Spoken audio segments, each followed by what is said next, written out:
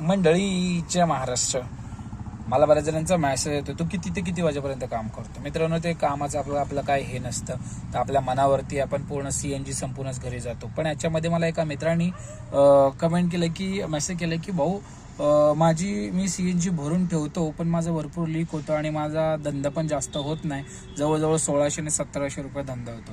तर मित्र, तू CNG पहिली गोष्ट कुठून भरतो ते महत्त्वाचं आहे आणि पंप एकच ठेव. आणि दुसरी गोष्ट म्हणलं तर तू CNG कदाचित तुझी लीक होत असेल, कारण की ॲव्हरेज द्यायला पाहिजे. अजूनही माझी जवळजवळ म्हणलं तर 2 कांड्यात आणि मी जवळजवळ माझा धंदा झाला असेल. हे बघा, बघू शकतो अजून 2 कांडे म्हणजे जवळजवळ अजून 2 कांडे जवळजवळ माझा चांगला धंदा अजून होऊ शकतो 1000-1200 रुपयाचा.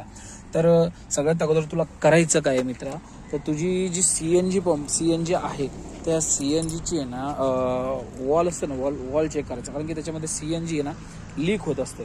तुम्हाला मी दाखवतो, बघून घ्या. तर हे आपलं CNGचं जे असतं, तर पहिलं तर सेटिंग बरोबर पाहिजे. तर सेटिंगच्या पेक्षाही महत्त्वाचं म्हणलं तर तुमची हे जे आहे ही पाईप लय महत्त्वाची असते, कारण की CNG लीक जी होते ना इथून होते आणि त्या कारणामुळे भरपूर इश्यू होत असतो.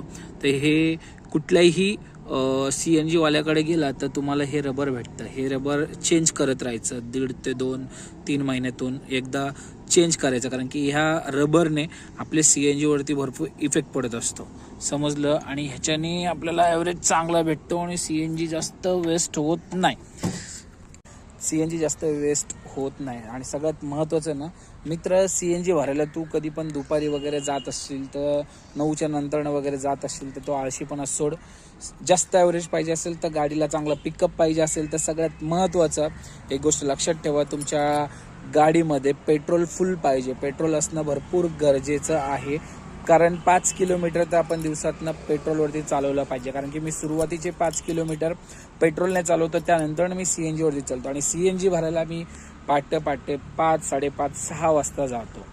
त्या 8च्या नंतर मी कधी CNG भरत नाही. जर माझा कधी संपला, जास्त धंदा संपला तर मी भरतो. आधी भरायचो मी 2 टाइम CNG भरायचं, पण आता ठीक आहे, ओके, 1 टाइममध्ये आपलं सगळं होऊन जातं.